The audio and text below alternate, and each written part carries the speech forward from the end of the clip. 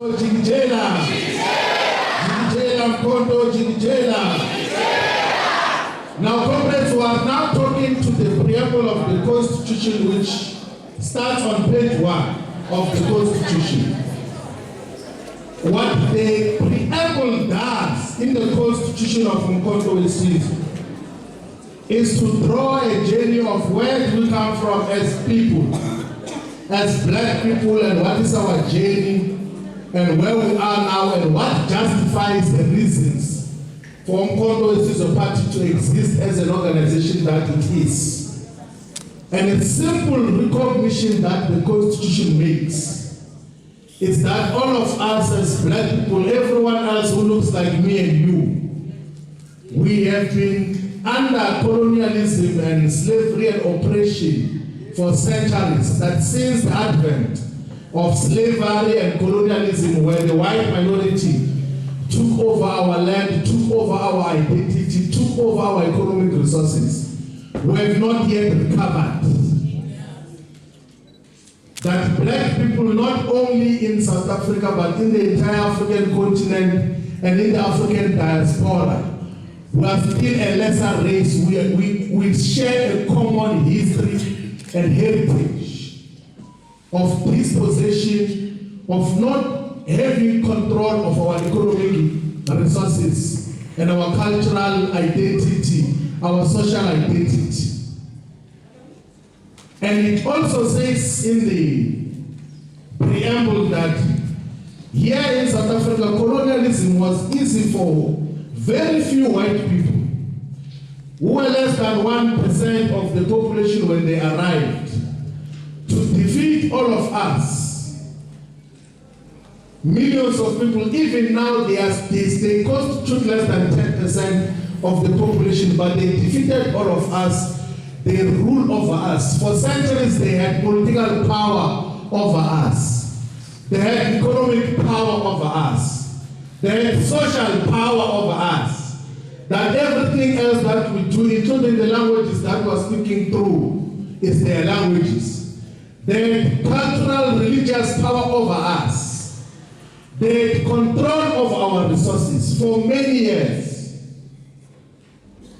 And the reason why they got to control all our resources is because when they came to defeat and conquer over all of us, they fought us through small groups. We never fought back against colonial settlers as a unified whole. They fought against us in small clans and groups. So you must check on page 5 of that preamble on the 3rd paragraph there.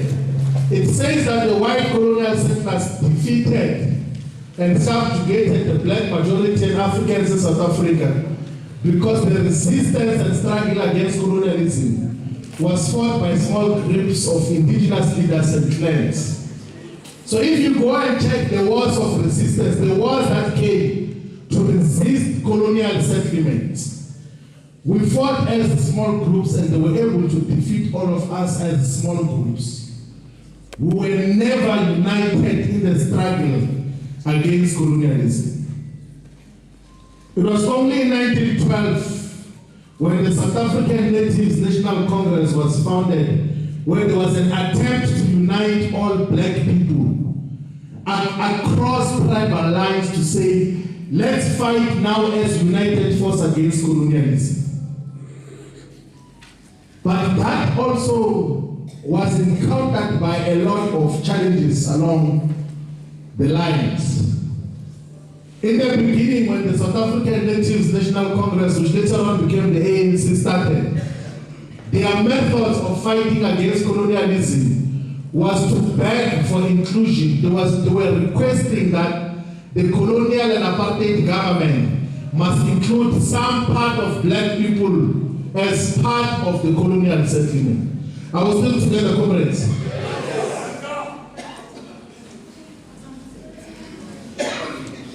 And at some stage, the colonial and apartheid government illegalized and banned all the liberation movements that were fighting against colonialism.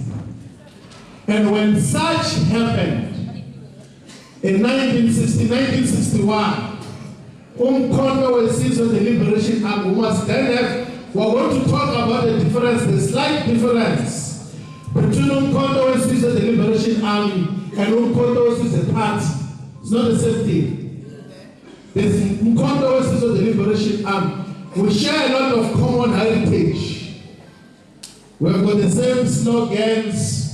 We were launched on the same date, the 16th of December. So, the 16th of December, 1961.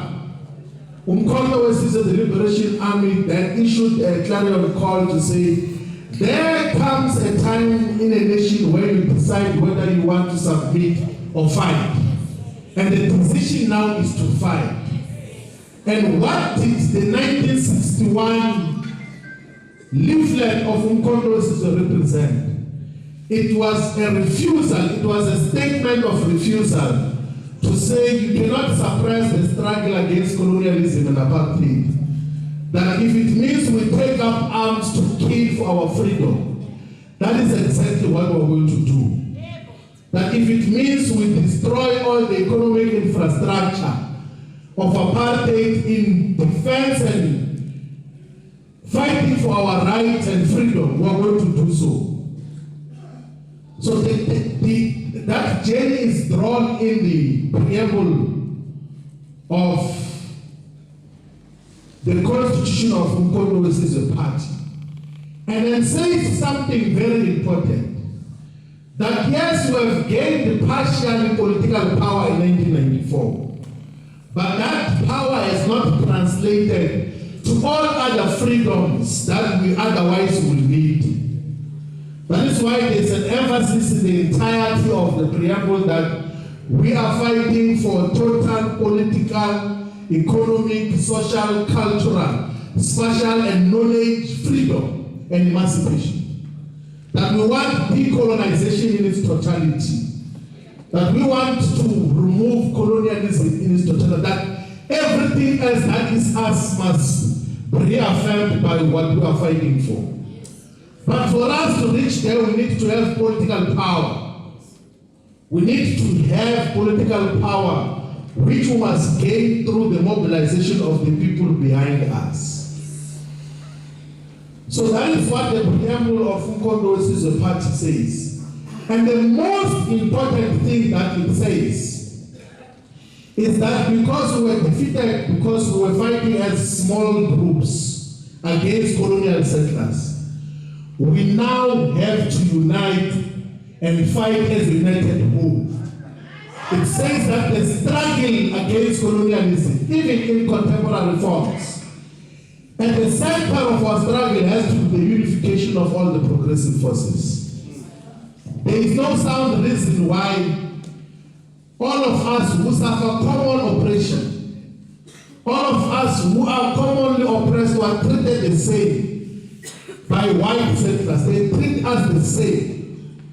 Here in South Africa, all over the world, if you look like all of us here, you are already treated with suspicion. Why do we think that we can have to constitute different vehicles to fight for our total freedom? So President Zuma says that, get me in a political room and political discussion with people who say they associate with the Freedom Charter, and those who say they associate with Pan-Africanism, and those who say they associate with black consciousness, and those who say they associate with economic freedom in our lifetime. Gather all of them, and then we say, let us now say what we do step by step to liberate ourselves. We're going to come out with common solutions. We're going to come out with similar solutions. We're all going to agree that the land must be returned to its rightful owners. We're all going to agree that the mineral resources must be utilized for the benefit of the people who are in control and ownership of those mineral resources. We're all going to agree that we must create jobs for everyone who is looking for jobs. We're all going to agree that when we need electricity, there must be electricity